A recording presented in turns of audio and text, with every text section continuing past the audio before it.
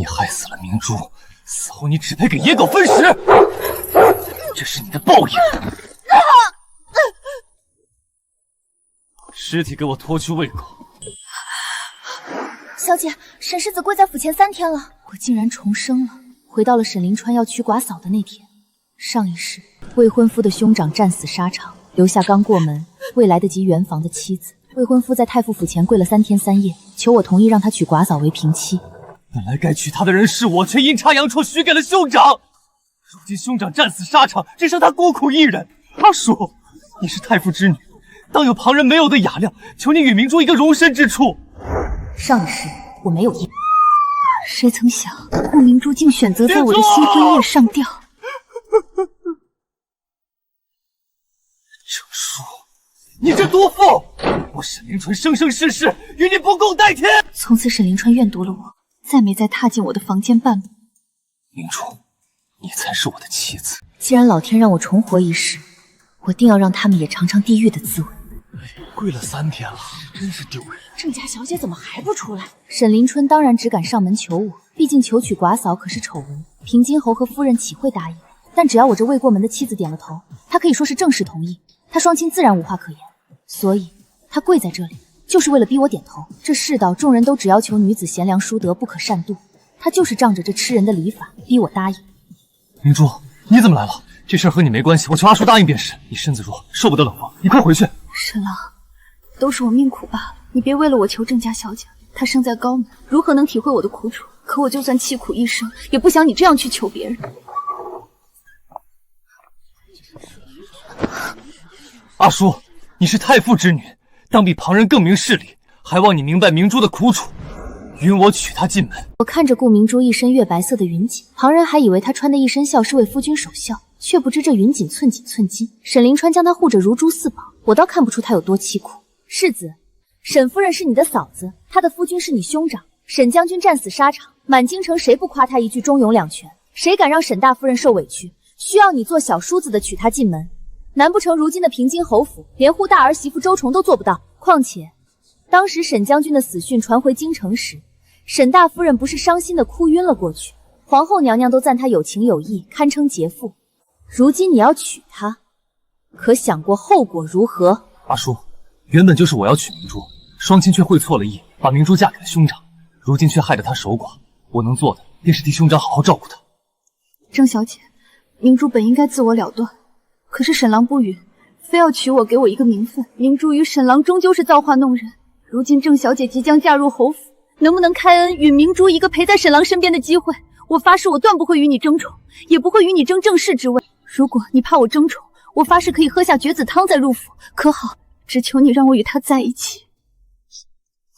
这顾家小姐也是可怜，刚进门沈将军就上了沙场战死了，说到底也没有真正成沈将军夫人。世子与他也算是苦命鸳鸯，本就是有情人却被拆散，如今不过想重续前缘罢了。郑小姐何不成全了他们？这郑小姐要是硬了，以后指不定谁才侯府的当家夫人呢。一看世子这昏了头的模样，定是会宠妾灭妻的啊！既然你们想当苦命鸳鸯，那可千万别后悔。沈临琛，你这是在做什么？你是平西侯世子，你一举一动代表着沈家，你可知你在干什么？母亲，从你进我沈家门，我待你如亲生女儿，你却在我大儿子死后，马上勾搭上小儿子，还妄想当世子夫人。你做梦！我儿的尸骨都未找回来，你却口口声声咒他，你是沈大夫人。再过7日，我儿的牌位要由魏王人捧进太庙，这是皇上的恩旨，是我儿保家护国换回的荣耀。你这贱人却在这时闹出这种不要脸的事儿，那是因为他们没时间等了。上一世顾明珠死后，我才知道她已怀了沈临川的骨肉。有人上吊了！我和沈临川成婚当晚，他一根白绫吊死的不只是自己，还有他们的孩子。正因如此，沈临川才那般恨毒了我。他们如今这般急不可耐，不过是怕再拖延下去，顾明珠身怀有孕的事就要瞒不住了。沈拓战死沙场，皇上恩旨沈拓的魏王人将牌位捧进太庙供奉后，要进皇觉寺吃素3个月。到那时，顾明珠的肚子又怎么等得起？母亲，你眼里只有兄长，可曾有过我？当初闯了明珠给兄长，如今我顺了你们的心意娶阿叔，我不过是想抬明珠进门做平妻，不敢求正室之位，这样也不行吗？平妻之位怎么配得上你嫂嫂？应许她正妻之位。阿叔，你居然肯把正妻之位让给明珠，人人都说你知书达理，却没想到你有如此之度量。本小姐向来有成人之美，只盼你也好自为之。以后再见面，不必打招呼，就当我们从未认识，也算全了彼此最后一点情分。你这是什么意思？我的意思是，你我婚约作废，从此一刀两断，再无瓜葛。郑叔，你可想清楚，你我早已定下婚约。今日若是在这大庭广众之下被我退了婚，不仅毁了你的清誉，往后还有哪家名门公子敢登门求娶你？我沈凌城并非无情无义之人，即便明珠为正妻，我也可以许你一个平妻之吻。入府之后，只要你安分守己，不生事端，我自然会一碗水端平，保你一世尊贵荣华。沈凌纯，你未免太看得起自己。侯府的尊贵荣华，皆是你父亲与兄长浴血沙场，用一身战功换来的，与你有何关系？你过得这般锦衣玉食，不过是仰仗父兄余荫，又有什么资格给我一世荣华？别闹脾气，你是太傅嫡女，我是侯府世子，我们结为连理，是皇上御赐的天作之合，更是关乎两个家族荣辱兴衰的大事。你以为婚约是你想解便能解的？当初侯府下聘黄金绸缎奇珍异宝，礼数何等厚重。按婚约规定，若是你家单方面悔婚，需10倍返还聘礼。这桩婚事成与不成，由不得你任性妄为。你最好的选择便是嫁入侯府，做我的平妻。郑小姐，这一切都是明珠的不是。我自知身份卑微，本就不敢奢求什么。若能得您垂怜，允我入府做个平妻，我已是感激不尽，此生不敢忘小姐的恩德。明珠定会安分守己，悉心侍奉左右，绝不敢有半分僭越。不必再演戏了，我是不会嫁给沈凌川的。不可，阿叔，不可意气用事。你与沈家的婚事，不是你一句话便能更改的。况且你们成亲前，世子做出这样的事，我定会为你讨一个公道。世子，你要娶妻纳妾，自有长辈做主，你越过长辈，却来逼迫你的未婚妻，这是何意？你是想以舆论逼阿叔就范吗？沈大夫人，你确定要大回顾家，不再是沈大夫人？是，将军夫人的荣耀我不要了，我只想与沈郎一生一世在一起。我不在乎他是不是世子，也不在乎我会不会是侯府的主母，我们只是真心相爱，想厮守在一起而已。沈将军尸骨未寒，难道你作为一个魏王人，连为他守孝3个月都等不了吗？你只需同意明珠进府便是了，其他的事儿无需你操心。兄长已逝，活的人还要活下去，难道不是吗？沈凌川，我从未想过你是如此卑劣之人。兄长刚逝便要娶寡嫂，你这样的人，怎么配让我嫁给你？从现在起，我们的婚事作罢，你只管娶你的顾明珠，正妻也好，妾室也罢，从今往后，我们再无干系。阿叔，这门婚事是皇上御赐的，不可作废啊！夫人，皇上赐婚沈家与郑家，如今顾明珠大闺不再是大夫人，将军尸骨未寒，而她的牌位需魏王人恭敬太庙。阿叔愿嫁沈大将军做他的妻子，以他妻子的身份为他操持后事，为他入皇觉寺祈福3个月，以为他在天之灵。不行，阿叔如此心善，我儿哪里来的福气？只是他如今已逝，你若嫁他，只能报牌位成亲，而且从今便是他的魏王人，我实在不忍心。沈将军是个为国捐躯的大英雄，比那些卑鄙小人不知好上多少。就算他身死，阿叔也愿意嫁给他。好，郑小姐好欺负，看看人家太傅家的嫡女，这般心胸，这样的行径，这才是名门世家的气度啊！傅家的女儿真是不要脸啊！夫君刚死就要改嫁小叔子，皇上恩旨，让魏王人捧牌位进太庙，他若做了这事儿，还能再嫁啊？这就是劫富了，丢人！阿叔放心，你入了我沈家门，以后便是我沈家的恩人，日后谁敢说你一个不字，母亲给你做主。顾明珠，我替我儿给你一封放妻书，你从现在起不必再回沈家了。闭嘴！你去你兄长的灵前跪着请罪，沈家的脸都被你丢尽了。听说了吗？郑家大小姐当街退婚了，不仅退了婚，人家还要抱着牌位嫁给沈将军。太傅之女，真乃女中豪杰啊！平津侯世子这次算是把脸丢尽了。太傅之女当得京中明珠的称号，传本宫懿旨，赏凤冠霞帔，再赐珠宝绸缎100匹，全当是本宫亲自为她添的嫁妆。皇后娘娘有旨。小姐，7日后您和沈世子他们同一天办婚事，您真的要抱着牌位嫁给沈将军吗？当然要嫁。7日后的大婚不过是好戏的开锣，复仇才刚刚开始。阿叔的婚礼尚且从简，她又是长嫂，你们的婚事不可越过她去，绝不可大肆操赞。一嫁给过嫁妆了，二嫁怎么还要？若你再嫁几次，咱们顾家岂不是家底都要掏空？他与你兄长是抱牌位成亲，怎么能和我们比？我们怎么就不能热热闹闹的？只要我们能在一起，何必在乎这些繁文缛节？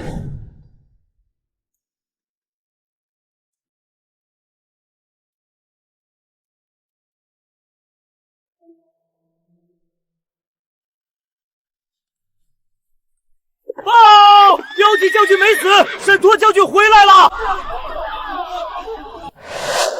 果然，沈拓还是回来了。上一世，我与沈临川成亲后不久，沈拓没死的消息便传回了京，他只是受了重伤。后来他回了京，被皇上封为大将军。如今时机刚刚好，我已是沈拓的夫人，也是未来的大将军夫人。报！从边关传来的口信，沈将军没死，受了重伤，如今已稳定了伤情，正在回京路上。好，沈爱卿无事，甚好。我的儿，都是你的好福气。你一嫁进我们沈家，拓儿便有了音讯，把满府的白布都撤了，换上喜庆的，把大少爷的院子布置起来，换上成亲用的喜庆的东西。等我儿回来，母亲必须给你们一个隆重的婚礼。呸！薄情寡义，勾搭小叔子，那是什么好东西？这让我还怎么见人啊？外面的人都传我勾引你，沈郎，我日后可怎么办？你兄长回来，我怎么见他呀？你哭有什么用？若不是你不愿意落了肚子里的胎，我们何至于落到这步田地？这是你做的好事，你在怪我？现在吵这些有什么用？反正阿叔已嫁给兄长，你日后少与他见面便是了。若要人不知，除非己莫为。你们的丑事想瞒下来，没这么容易。我非要在众人面前撕下你们的脸皮，将你们的丑事报在天下人面前。对孕妇而言，吃下那些姜汁糕炖阿胶，她根本受不了。而我早上特意安排小厨房做的，全是燥热之物。好戏马上就开始了。臣沈拓给皇上请安。嘿，快免礼。快见见舒儿，她是你刚过门的娘子，以后你可要好好待她。辛苦夫人。在沈拓还活着的消息传回京那日，婆婆便把顾明珠弃她而走。我抱她牌位成亲一事，用书信让人送了过去，让她知晓所有事。如今沈将军归来，沈将军与夫人也算是新婚夫妻团聚了，要好好庆贺一番才是。田心侯世子被人晕倒了。顾明珠，不会是世子夫人见到沈将军太激动了吧？谁知是不是余情未了，太激动了。顾明珠到底想干什么？嫌丢脸还不够吗？母亲，我带明珠先下去歇着。母亲，不管以前如何，明珠如今是世子夫人，若是不给她诊治，到时候怕有人非议侯府对她不好，倒是带累了侯府的名声。反正太医来了，不如给她看看，免得外面闲言碎语带累了夫君和父亲母亲。阿叔，还是你想的周全，劳烦李太医了。恭喜世子，恭喜世子夫人，夫人有了3个月身孕了。3个月身孕？可她和临川成亲才几日，怎么可能有3个月身孕？太医，你是不是诊错了？1年前她嫁进沈家，当天拜完堂将军便出发了。她亲口说还是清白之身，与将军未洞房。而且她如今2嫁进沈家，也是才成亲了几日罢了，哪里来的身孕？这世子在太傅府门前自己说的还是清白之身，这哭着闹着要嫁世子，原来急的是肚子里的孩子吧？孩子谁知是谁的？戴了帽子吗？贱人，你红杏出墙！我们侯府没有你这样的儿媳妇，还不快说出来你那奸夫是谁？刚成亲便有了3个月身孕，若不老实说出来，你便滚回顾家，别脏了沈家的门楣，否则你只有陈塘一条路了。弟妹，你还是老实说了吧，难道你真的要带着肚子里的孩子陈塘吗？母亲，都是明珠的错，但明珠并未与别的男人有过牵扯，未与别的男人有牵连。那肚子里的孩子哪里来的？我肚子中的孩子是世子的，沈郎与我两情相悦，有了这孩子，求母亲饶命，这孩子是侯府的嫡长孙啊！你说什么？你和世子早就私相授受，珠胎暗成？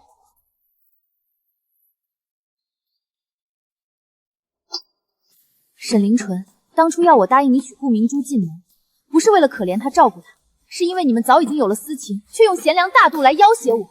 亏我还为你们两情相悦，你们真让我恶心。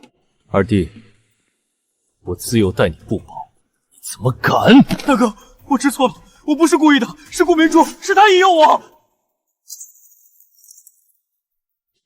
混账东西，不要再叫我兄长。顾明珠与你还真是般配，真是一对奸夫淫妇。从今往后别让我再看到你们。夫君小心。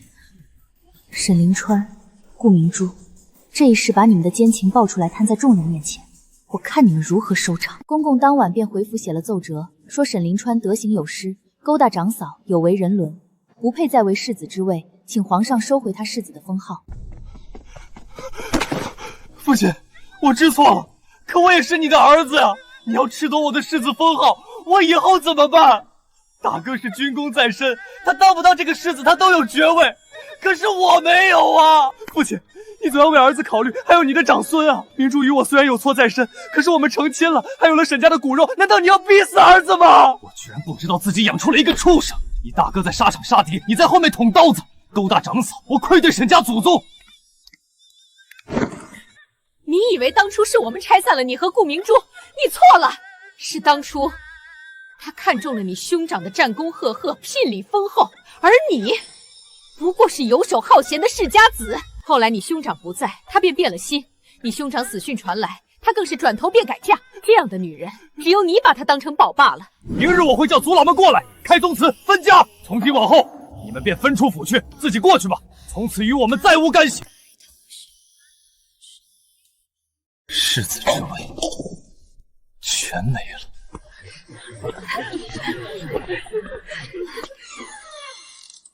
我们以后就住这儿。这银子能不能挑个手脚麻利点的仆人？因为我愿报牌位成亲，公婆更觉得我是不可多得的好媳妇。舒儿，等托儿身子恢复了，便重新让你们拜堂成亲。我把这侯府都交由你打理，从今往后，你便是侯府的主母。阿叔，这是我第一次和女孩子接触。怎么可能？大将军骁勇善战，多少世家的女子仰慕着将军呢。真的，阿叔千万要信我，我是个大老粗，小姑娘的手都没牵过。你的意思是我不是小姑娘？不是，我说错话了。阿叔，这是我这些年攒下的所有私房钱，全都在这儿了。当初你愿抱着牌位嫁进来，我沈陀定不会负你，会一生一世护着你。好，妾身会与夫君好好过日子，一起白头到老。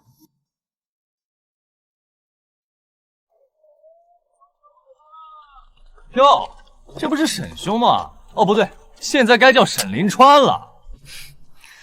王兄、李兄，别来无恙。沈临川，你为了那个顾明珠，把大好前程都丢了。你看看你现在都成什么样了？以前你一顿饭的银子，现在够你过1个月了吧？我们正要去狩猎，你连马都没有吧？就不浪费大伙的时间了。很快便是京中贵女的赏花宴，京中贵女和夫人们都会参加。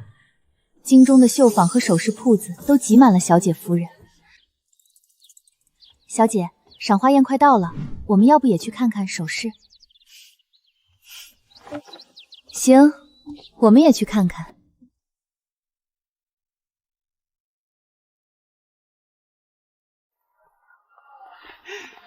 大将军夫人来了，快请快请。这百宝楼的东西倒是样样都精致。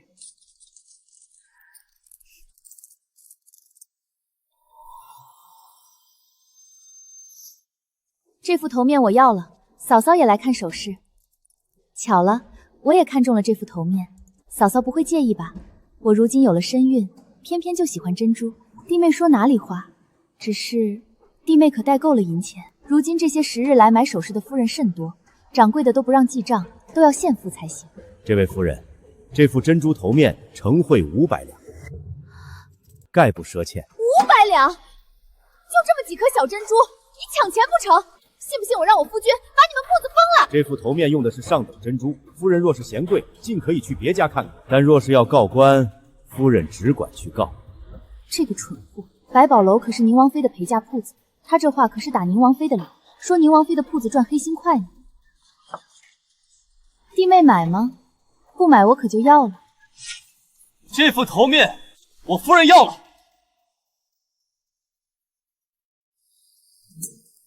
大嫂可是也想要？要不这样，你出个高价，价高者得嘛。反正大嫂如今是大将军夫人，也不差这几个钱。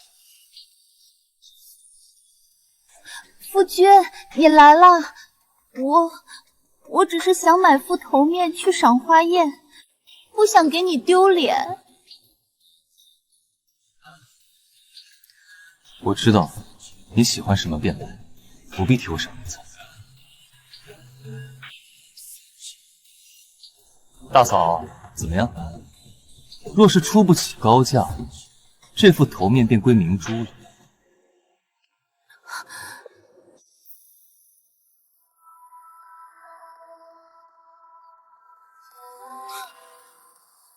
我夫人怎么会戴这么小的珍珠？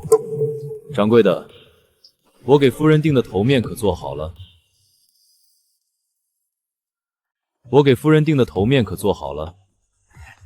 大将军，早做好了。好大好漂亮的东珠啊！这是皇后赏的东珠，想着与夫人醉晨，给夫人赏花叶戴。好漂亮啊！大将军夫人真是好福气啊！看看人家大将军多疼夫人，哪像有些人出个500两买一副小家子气的，就以为自己不得了了。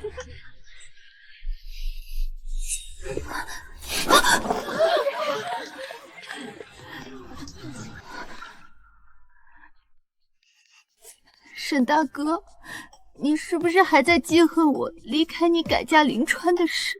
我真的不是故意的，我是迫不得已。你知不知道你的死讯传回京，我哭了几天几夜，恨不得跟了你去才好。是吗？我死讯传回京城的时候，你不是已有身孕了吗？怎么你是怀着沈临川的孩子，为我哭得死去活来？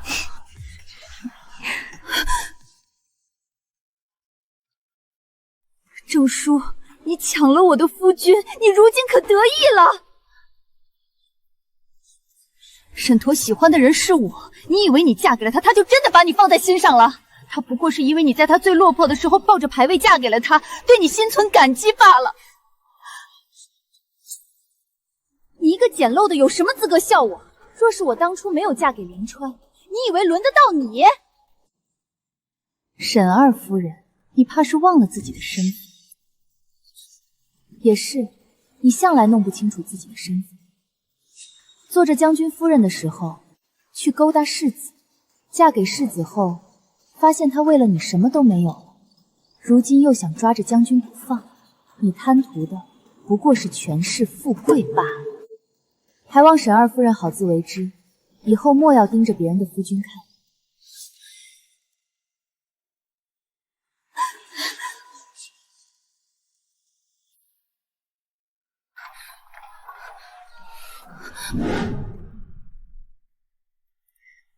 夫君，你还没走啊？你别听他胡说，你知道的，我心里只有你一人而已。是吗？刚才你不是对我大哥说，嫁给我是迫不得已，还为他哭了几天几夜，恨不得跟了他去才好。你咋不去呢？没人拦着你死，你现在就去啊！你是不是每天都在想，当初若是没有嫁给我，如今那个大将军夫人便是你了？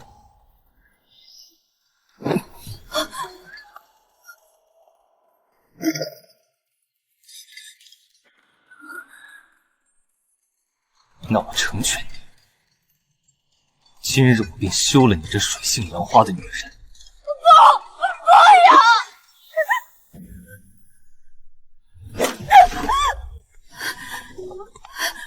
沈郎，不是这样的，你听我解释。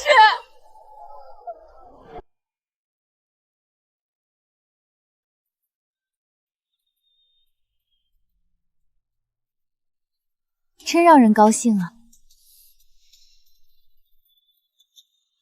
临川，你听我解释，我真的不是有意骗你的。你还有什么可解释的？临川，你别这样，我求你了。顾明珠，我一个字都不会再信。我真的知道错了，你再给我一次机会好不好？休书一下，我们之间到此为止。如今他幡然醒悟，要与他断了衣裳，干二净。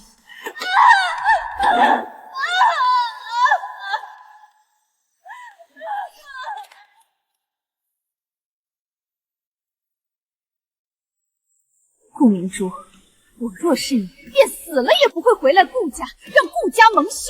你被休了2次，你怎么还有脸活着？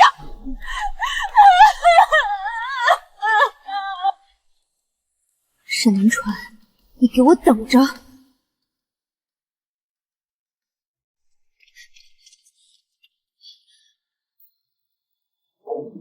女顾氏状告沈凌春诱奸长嫂在先，令民女怀孕在后，又哄骗民女改嫁，如今始乱终弃，将民女和腹中孩子遗弃，求青天大老爷为民女做主啊！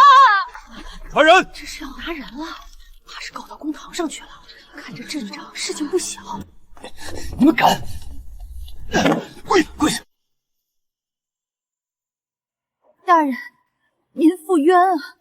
沈凌川，你卑鄙无耻！当初趁沈拓不在府中，他以贪死为名，深夜闯入我的院子，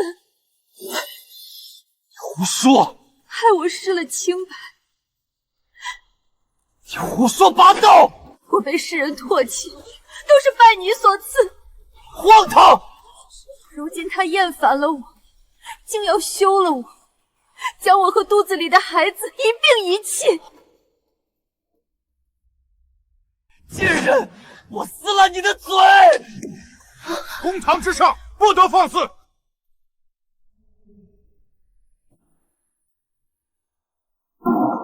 沈凌川与顾明珠二人讳行昭彰，德行有亏，当反租自省，改过自新。然两人既已成亲，顾明珠又怀有沈凌川骨肉，休书便不能成立。大梁律例，夫不可遗弃孕妻。沈凌川必须收回休书，接顾明珠回府，好生照料，不得再有遗弃之举。若再犯，便以遗弃罪论处，杖30，流放500里。顾明珠，你很好。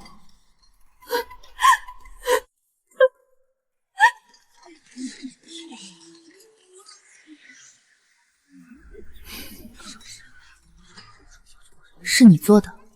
他们夫妻再般配不过，就这么纠缠着过一辈子最好，少去祸害别人。这屋子里闷的人都要喘不过气了，去买些冰块来降暑吧。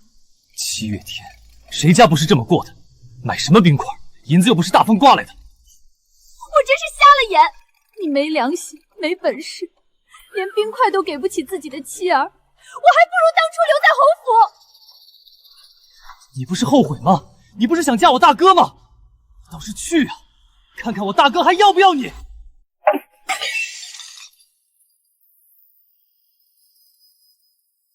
不过是赌气出门，过2日便回来了。怎么还不回来？米都快吃完了，他竟真不管我了。男主人都走了，我们也走吧，免得日后再受牵连。有理，多拿点值钱的玩意儿。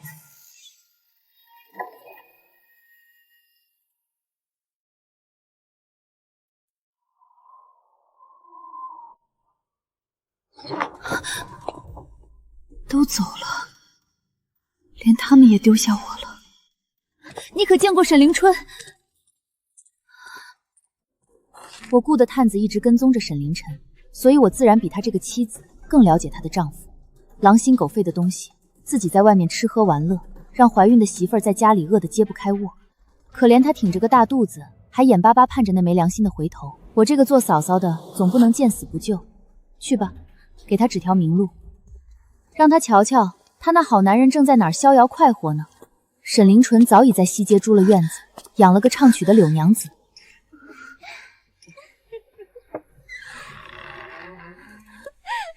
沈凌川，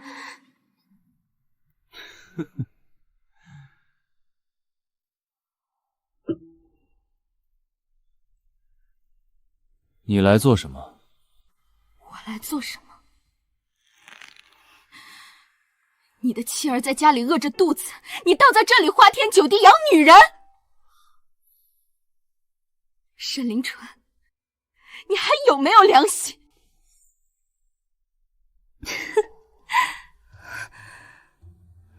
哟，这就是你不惜失掉一切娶回来的沈二夫人啊！我当是什么天仙式的人物呢？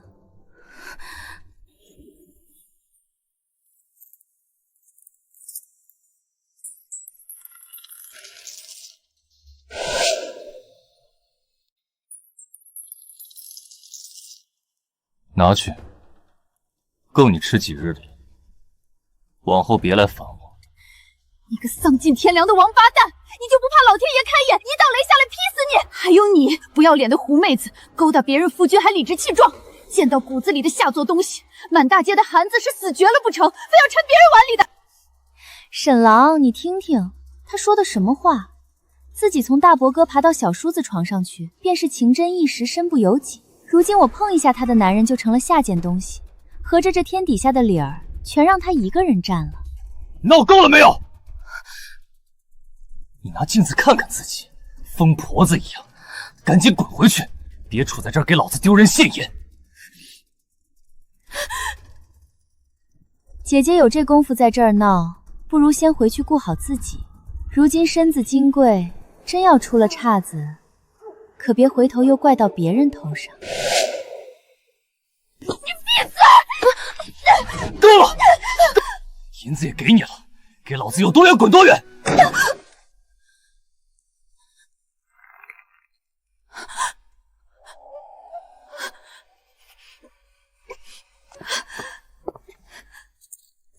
自那之后，沈凌川彻底没了顾忌，整日游手好闲。起初他手气还算不错，赢了几回，便以为自己时来饭转，越赌越大。可赌桌上哪有常胜的将军？不过半个月的功夫，他便把手里那点家底输了个精光。柳娘不是没劝过，可到了这时候，沈凌城早已收不住手了。输了，他想翻本；赢了，他又想再赢，一把接一把，侥幸没断，贪念就停不下来。他欠下的债也像滚雪球一般越滚越大。沈凌川，欠我们的银子，你还想躲到几时？再宽限我几日，我一定还上。你这话，别几个已经听过不止一回了。哼，好吧，我看你能从西街躲到东街，还能躲到哪里去？先躲一夜，先躲过这一夜再说。只要再给我一把，我一定能翻回来。走，即使掀翻这座庙，也得把他揪出来。等我翻了本儿，这些债我全都能还清。只要翻回来，只要这一回翻回来，就都还有救。躲着也是死，不如回去搏一把，赢一把就走，赢一把我立刻就走。哟，沈公子来了。家里又没钱买米了。姑姑娘，我知道沈清川这会儿在哪儿。他竟又来了这种地方。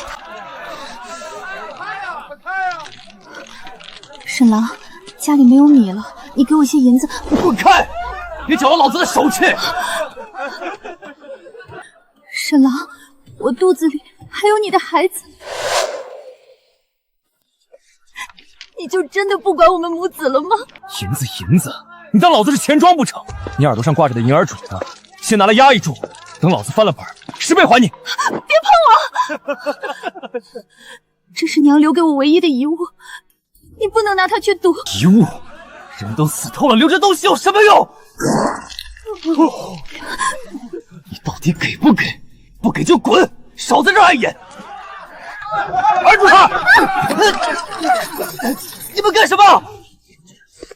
沈凌晨，欠债还钱，今日再不拿银子出来，老子就打断你的腿！哦，你们看我做什么？张老三，你瞧瞧我这娘子，她手脚还算麻利，能洗衣做饭干杂活，让她去你家里做工抵债，管吃管住就行。抵我那笔债够不够？嘿嘿嘿，嘿嘿嘿，沈凌晨，你这话可当真？沈凌晨，你疯了吗？当真，当然当真。你把我那笔债一笔勾销，我让他去你家干满3年活，绝无二话。3年，沈清川，你倒真舍得！你竟真要拿我抵债！我跟你拼了！松手！你这个疯妇，滚开！是他先发疯的。沈凌纯，你这个天杀的畜生！我顾明珠哪里对不起你？你为了躲债，竟能做出这种猪狗不如的事！你会遭天打雷劈的！你不得好死！晦气！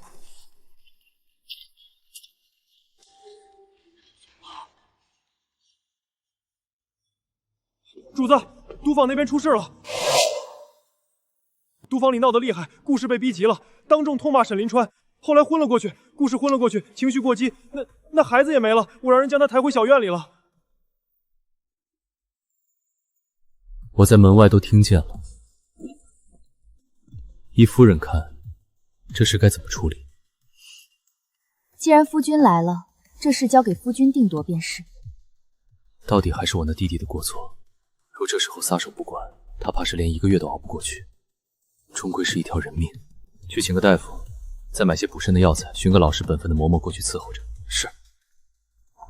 阿叔，我有一事想问你，你为何要派人监视他们俩？他们当初那样算计我，联手逼我辱我，又那样欺你负你，我要知道他们过得贫困潦倒、狼狈不堪，心里那口气才能畅快。这话说的半真半假，他们上一世欠我的是一条命，一副全尸，是5年孤寂之后肠穿触烂的痛，单是落魄潦倒，怎么够还？阿叔，他们已经被赶出府了，往后是好是歹，都是他们的命。咱们只管过好自己的日子，人能活着，能和爱的人安安稳稳地坐在一处，已是天大的恩赐。咱们只管过好自己的日子，若总把心思放在旁人身上，岂不辜负了这好不容易得来好光景？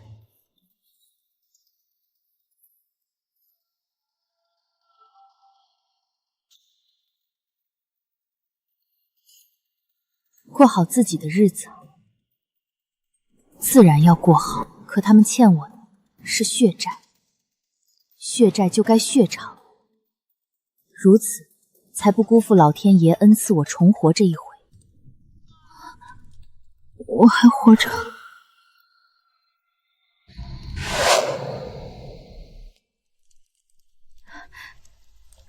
顾娘子醒了，粥还温着，快喝2口。大夫说了，你身子亏得厉害，得好好养着。你是谁？我姓周，是将军让我来照顾娘子的。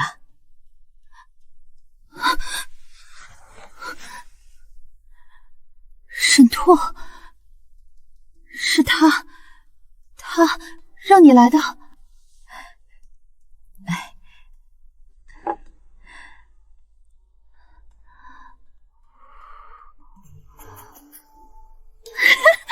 你看，将军心里是有我的，他现在来怜惜我了。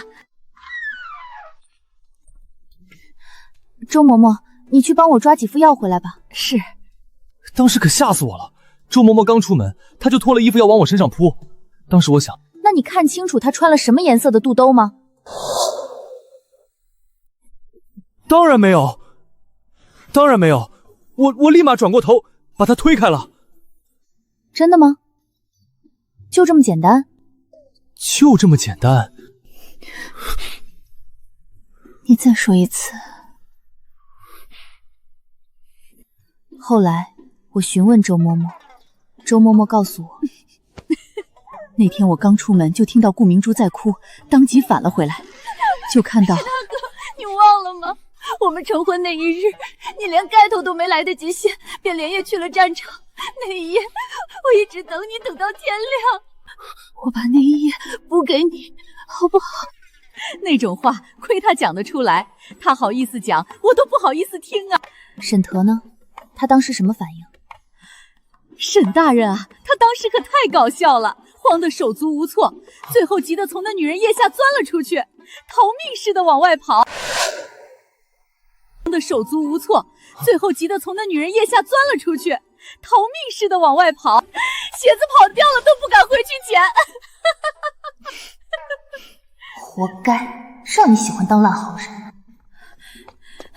姑娘，老奴实在不想再去顾娘子那边伺候了，求夫人开恩，让老奴在府里谋份别的差事吧。嬷嬷，这是怎么了？慢慢说。姑娘，您是不知道啊，那顾娘子身子还没好利索，就偷偷跟南街那带一个商户勾搭上了。那商户的正妻性子烈得很，是出了名的护短，眼里容不得沙子。老奴半生守着规矩做人，勤勤恳恳，可不想被他连累啊。嬷嬷，你且帮我把顾明珠与那商妇私通的消息散了出去，便来我身边做事吧。今日不必再去他那里伺候了。谢谢姑娘，谢谢姑娘。哎，你们知道吗？顾明珠她……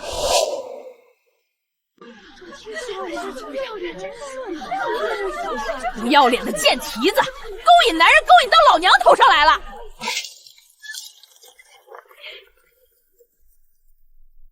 顾明珠，给老娘滚出来！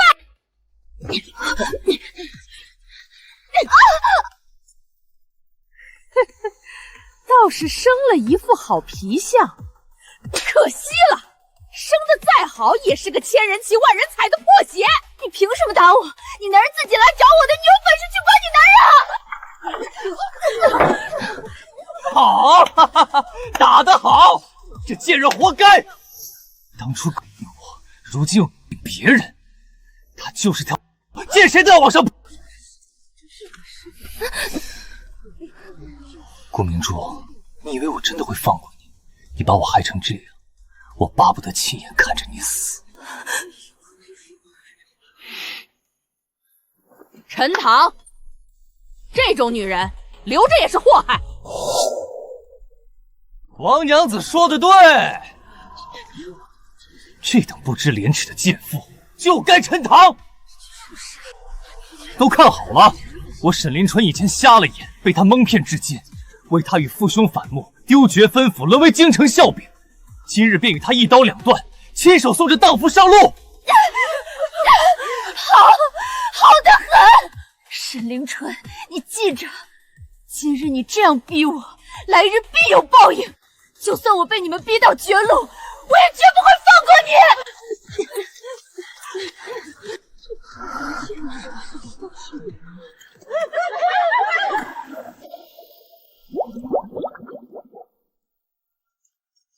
还真是痛快极了，这才是顾明珠该有的结局，不是吗？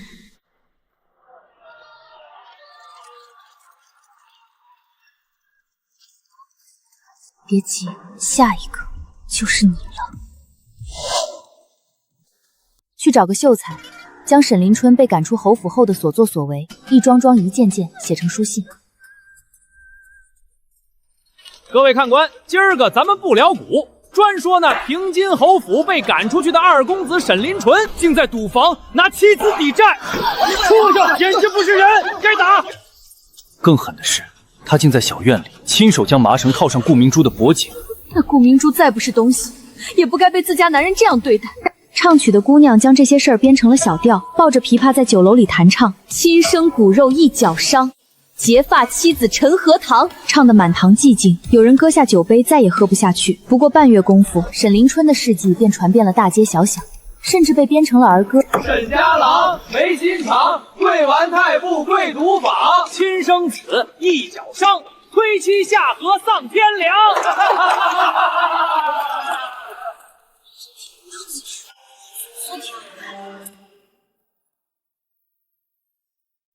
侯门之耻，沈家世代忠烈，怎么养出这么个东西？侯夫人闭门不出已有半月，夫人这些日子谁也不见，听说天不亮就进佛堂。菩萨，求您开恩，再给临川一次机会，他会改的，他一定会改的。求菩萨给我小儿子一次改过自新的机会。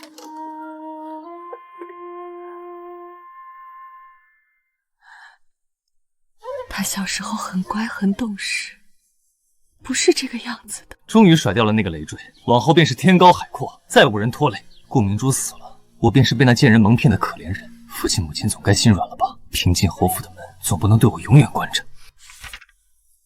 好，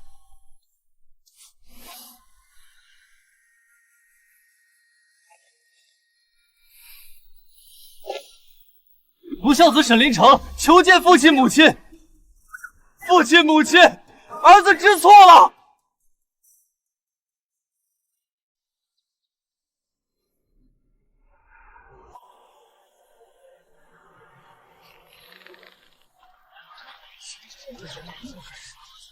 那不是被赶出侯府的沈二吗？听说他亲手把自家娘子推下河了，还有脸回来？可不是，当初为了那顾明珠跪太傅府，如今又跪侯府，这人膝盖是不要钱的。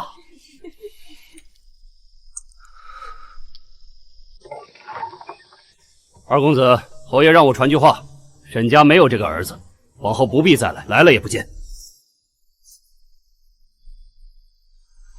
祝叔，你再去替我通传一声。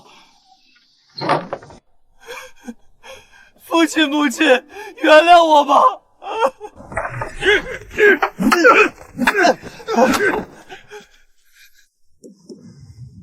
红玉，去西街散个消息，就说平津侯发了话，沈临春永不许再入侯府半步，死后也不许葬入沈家祖坟。是。听说侯爷连祖坟都不让他进，这是彻底断了念想了。柳娘，婶子劝你一句，别把青春耗在一个没指望的人身上。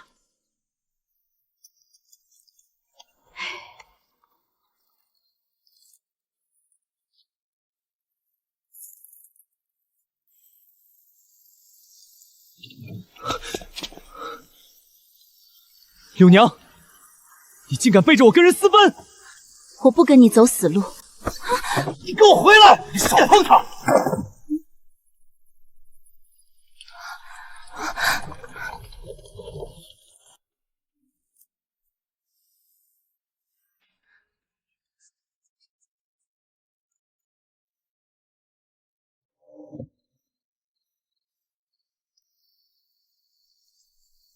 夫人，沈二公子没了。沈二撞见柳娘私奔，便冲上去议论，但被商贩打倒在地上，身子抽了2下就不动了。沈二的尸体呢？尸体还躺在巷子里，没人管。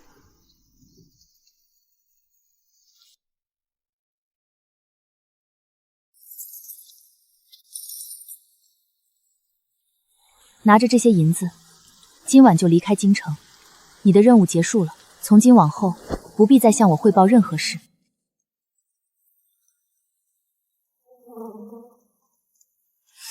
是沈二，快去侯府报信儿，内容模糊处理。夫人，去把尸体抬回来吧。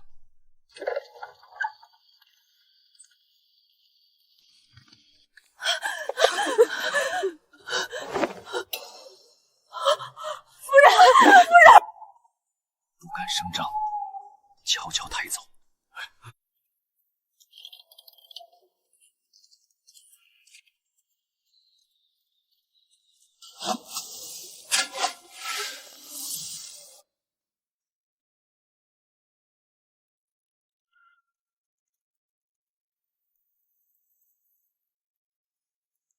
小宝的衣服早就准备齐了，只差这一双了，等你出生就都齐了。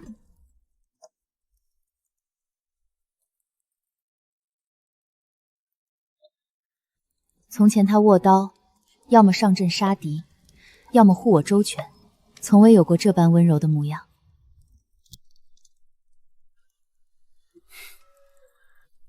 又看我，真脚歪了。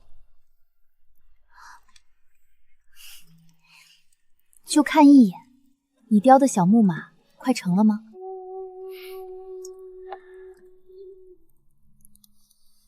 快了。等雕好了，再刷上一层清漆，咱们的孩子以后就能骑着它玩了。小姐，你可听说了？那旁支的老爷又闹着要纳小妾呢。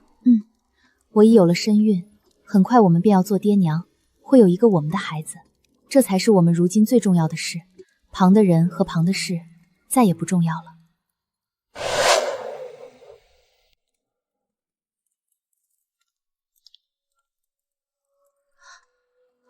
小姐，您近来倒是好睡的，连起夜都少了。怎么？难道以前我睡得不好吗？从前您夜里总是会惊醒，有时候还会突然坐起来说梦话。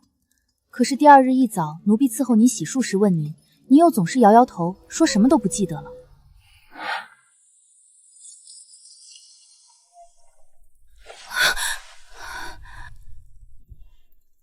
不过如今好了，沈临川和顾明珠那对狗男女终于遭了报应。小姐现在的气色，看着竟比未出阁时还要娇艳上好几分呢。原来彻底拔除毒瘤，大仇得报的滋味，竟然是这样，没有想象中那般歇斯底里的狂喜，也没有手震仇人的痛快，而是一种从骨头缝里一点一点渗出来的松弛感，就像是一口一直死死憋在胸口的闷气，终于在这个寒冷的冬夜彻底吐了出去。如今我这胸膛里空出了好大一片干干净净的地方，终于可以装下别的东西了，可以装下沈拓，装下我们即将出世的孩子，还可以装下往后那漫长、安宁又充满了无限期待的余生。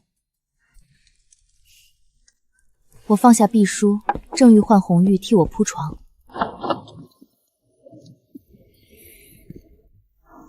这么早就回来了。他今夜去兵部赴了个同僚的践行宴，临走前跟我报备过。我原以为他少说也要耗到亥时末，不想这才戌时刚过，人便回来了。阿叔，好大的酒味儿，喝了多少？3杯。3壶。我正要起身让红玉去煮醒酒汤。别动，我给你捏捏。又是这一句，上回他替我捏肩还是2个月前，疼得我龇牙咧嘴。那之后他便食无贵趣的抱怨说自己手笨，再也没敢主动请药。你弄疼我了。今晚大约是酒壮怂人胆，竟又把这桩旧手艺捡了起来。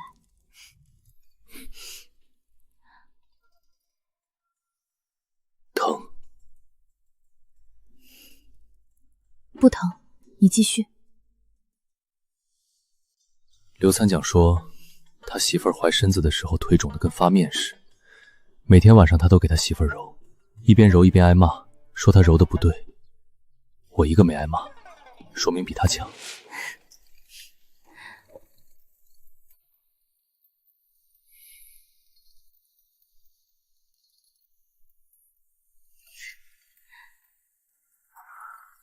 我家小宝贝在干嘛？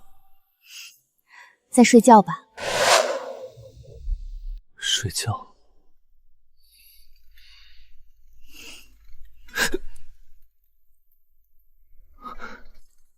他动了，再来一脚，踢完爹就给你再叼一匹大马。他听懂了，听懂了才怪。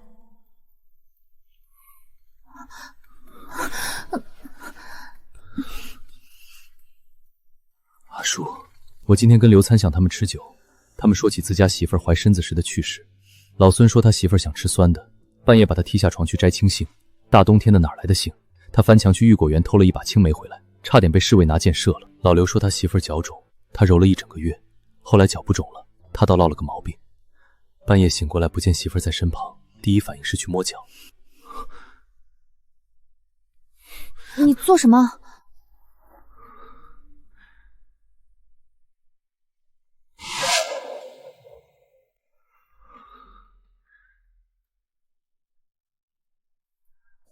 老孙教的，说怀下3分是去水的，按顺了就不肿了。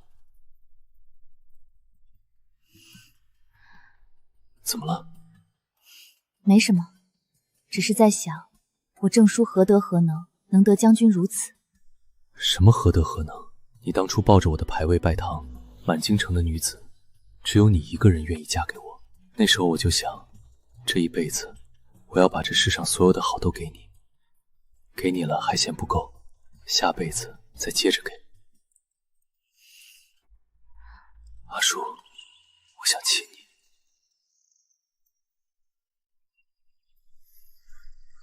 这种事还需要请旨吗？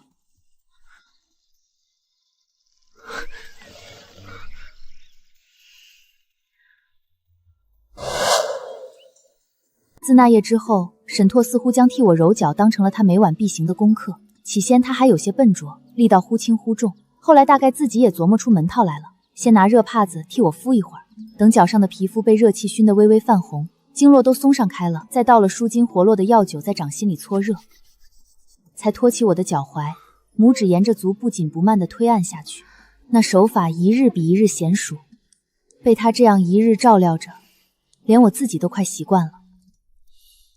揉完了，他还总是不放心，总要举着灯凑近端详一番，看看肿消了些没有。当然，沈拓也并非全无可恼之处，他这个人粗枝大叶惯了，有时候恼人的很。比如他睡觉极不老实，那么大一张床，足有5尺宽，翻2个身都绰绰有余，可他偏要挤到我这边来，夜里不知不觉便横过一条胳膊来压在我腰上，那条胳膊又长又沉，推也推不动，挪也挪不开，压得我喘气都不舒畅。我夜里被压醒了好几回，推他，他便翻个身缩回去了。可我知道，这清静也维持不了多久。可不到一盏茶的功夫，他又挤过来了，那条胳膊便又精准无误地横了回来，简直像是长在我身上的一样。偏他自己睡得一无所觉，倒像抱着什么稀世珍宝似的。恼人是恼人，可真要他离远些，我倒又未必睡得着了。夫君，你能不能有点睡相？大晚上的胳膊压得我都喘不过气了。夫人香，为夫不搂着睡不着。他倒理直气壮，说得像自己半点错处都没有。怎么想谋害亲夫啊？放下枕巾后，他便若无其事地出门上朝去了，倒显得独自坐在屋里的我像是平白被他逗了一招。再比如，他不爱洗脚，在军营里摸爬滚打惯了的男人，风里来沙里去，踏雪卧冰也不觉得脚底下如何，总觉得洗脚是件多余的事。我这位威震边关的骠骑大将军，从军营回来时常常倒头就睡，3日里有2日是能蒙混过关便蒙混过关的。我一开始还没发觉，直到有一回我替他叠被褥，闻见褥子里隐约有股带着风尘汗气的味道，那一刻我才觉出不对来，这才知道这人在边关时只怕10天半个月才肯认真洗上一回。那些在沙场上滚泥蘸血的食性，竟被他原封不动地带回了家，我简直气坏了。当晚便让红玉把他的被褥连褥子带枕头全换了新的，能换的都换了，半点旧气味也不肯留。臭男人，从今以后不洗脚便不许上床。最终他还是没能硬气到底，洗就洗。可等红玉端了热水进来，他又不动了。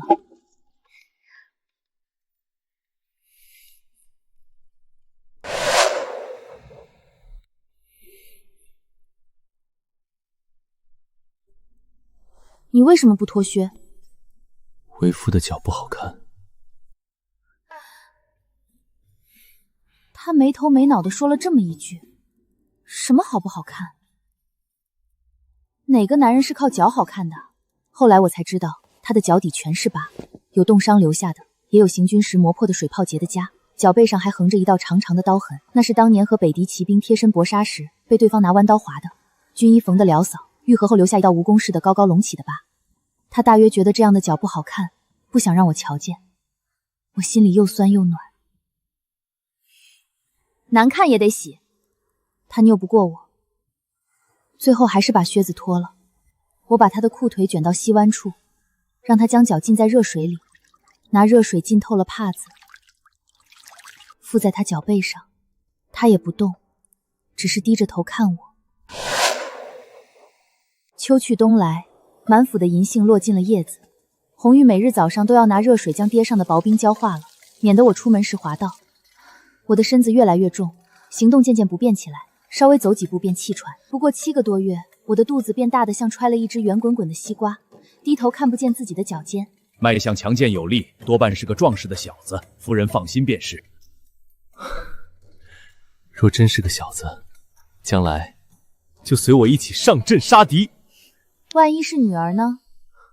女儿更好，女儿像你，又聪明又好看，我带她骑大马，把整个大将军府都搬空了，给她做嫁妆。攒嫁妆？你那点俸禄银子，每月初5准时交到我匣子里，一个铜板都不剩，拿什么攒？开源节流嘛，夫人每月不是给我5两银子的月钱吗？我省着花就是了。茶不喝了，酒戒了也成。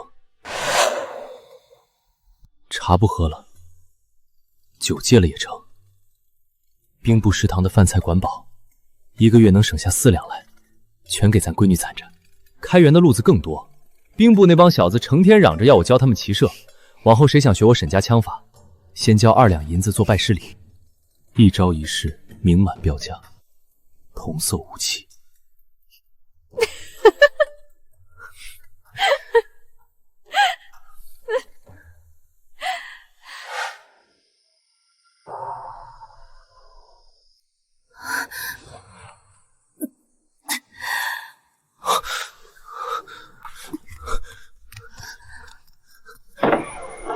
来人，将产婆，快！阿叔，我让人去请太医院最闪妇科的赵太医了，已经在路上了。沈陀，倘若当真有个万一，你保孩子。倘若当真有个万一，你保孩子。你说什么混账话！无论如何，我的夫人不能有任何闪失，听见了没有？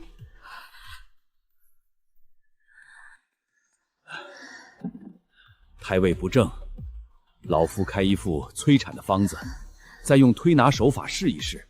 夫人怕是还要再熬一阵。要熬多久？短则3两个时辰，长则不好说。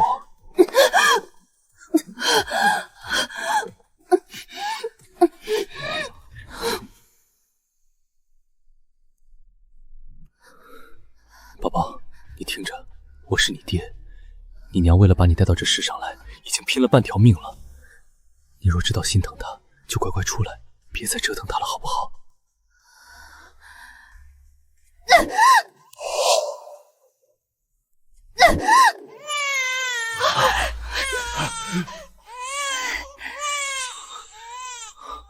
生了，是个小少爷。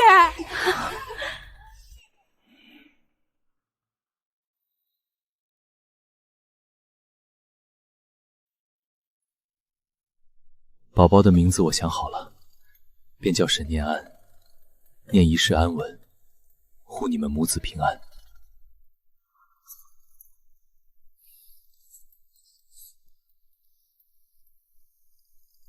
这妖派护我半生平安，往后便护我儿无灾无难。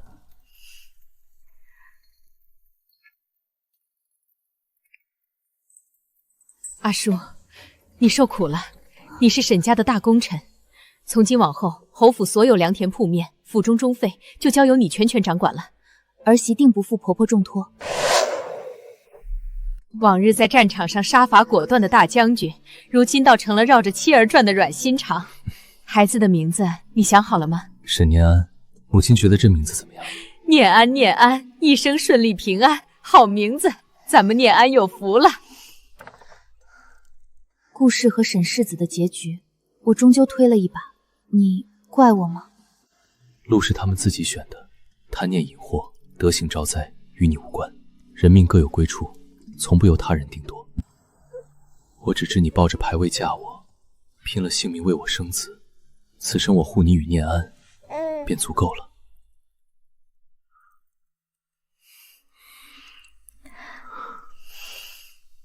前世的恨意与苦楚烟消云散，这一生血海深仇已了，良人在侧，稚儿绕膝，侯府安稳，荣光加身，岁月温柔，往后岁岁年年皆是圆满。